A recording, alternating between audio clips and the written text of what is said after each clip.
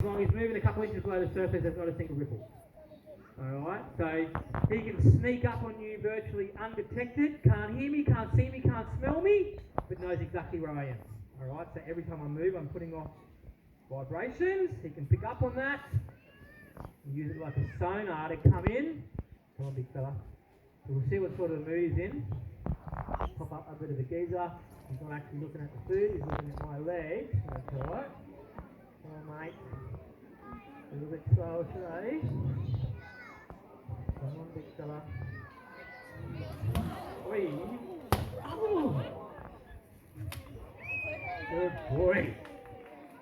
Do you hear that hit? That boom. And look, that big cow rib he's just grabbed me, just broke it like it was nothing. And just down the hatch it goes. So have a go at the head on him, would ya?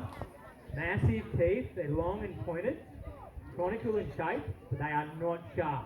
Alright, so they're designed to mesh together into prey, and they do a big U-bolt and go back into the water. They usually drown things, okay?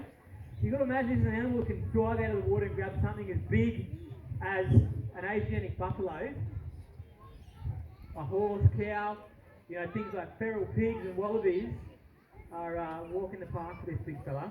Alright, and when he bites them with the hardest bite on the planet. Okay, so at his size, he's probably biting down at about 3,500 pounds per square inch. A real big one, those 5.5 metre animals, can literally do 5,000 pounds per square inch. Okay, so that's like lying on the ground and dropping a V8 cruiser on you. Alright, does not end very well. Now, as he was cruising around, you've seen him below the surface, working out where I was. How he does that, he's got pressure receptors, hundreds of them across his face, and every single scale across his body, even the ones across his belly, right? So they're a gel sac that can press under vibration. So me moving around on the water's edge, I can be 50 metres away and he can pick up on that, okay?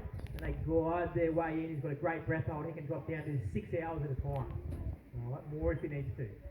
And they come into that perfect position, and when he thinks he's in strike zone, that's when they come barreling out and drive those huge teeth into prey, boom, back into the water, and game, set, match.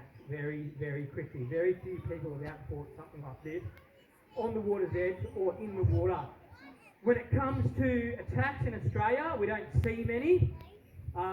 We are not forced into the waterways here though, okay? So outside of Australian waters though, developing tropical countries, people are forced into the water. They're down there bathing, washing their clothes. Fishermen are walking fish nets through the water there. So there's more crocodile-human conflict. Alright, outside of Australian waters, they reckon there's about 2,500 fatalities a year from salty. Okay? In Australia, in the last 150 years, we've seen about 90 fatalities. That's it. Okay? And triple that number in attacks that were non-fatal. And usually, when someone is attacked by a crocodile in Australia, there's a crocodile warning sign within view. They put their towel on it or near it, and they jump into the water. All right, and the outcome, it is extremely poor. Okay, I'll try and get him right out here for you. It is a bit cool today. His pool is 29 degrees, and that is slippery. It's going to be exciting. All right.